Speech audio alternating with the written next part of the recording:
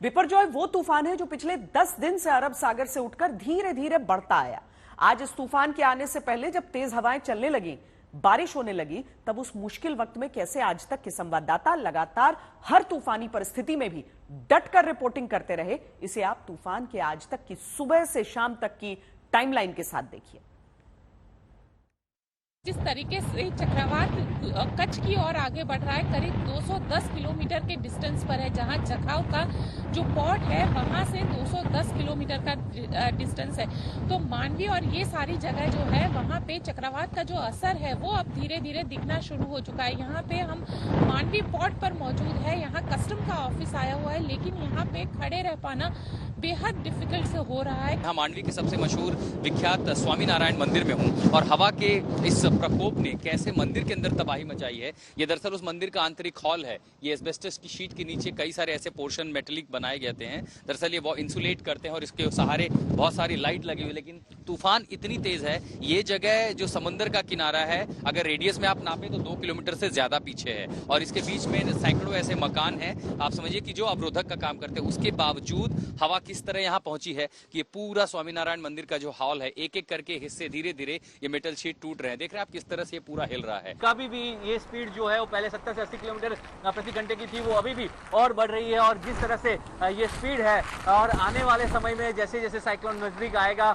वैसे वैसे स्पीड बढ़ती जाएगी, तो कितना नुकसान होगा, इसकी जो विनाशकता है वो कितनी बढ़ेगी, वो यहाँ से अंदाजा लगाना बहुत ही मुश्किल हो रहा है। क्योंकि जिस प्रकार से ये अभी से ही इसकी असर दिखना शुरू हो गया है, वो आने वाले समय में और असर दिखाएगा। तेज बारिश यहाँ पे शुरू हो चुकी है। हालांकि अब जो लोग हैं बारिश शुरू होने के साथ ही यहाँ से निकलने लगे हैं, लेकिन आप अंदाजा लगा सकते हैं, इसी बात से अंदाजा लगा सकते हैं कि हवा की रफ्तार कितनी तेज है। यहाँ पे जिस तरीके से पेड़ हिल रहा है, जिस तरीके से आपको सड़क की ये दृश्य दिखाना चाहूंगी कि यहाँ पे जब आप देखेंगे कि जिस तरीके से तेजी से आपको बारिश जो है वो बिल्कुल तेजी हवा के साथ जाती हुई दिखेगी। यहाँ पे खड़ा रह पाना भी मुश्किल है, हम शहर के बीच में खड़े हुए हैं। तेज हवाओं के कारण जो है यहाँ खड़े रह पाना बहुत ही मुश्किल है।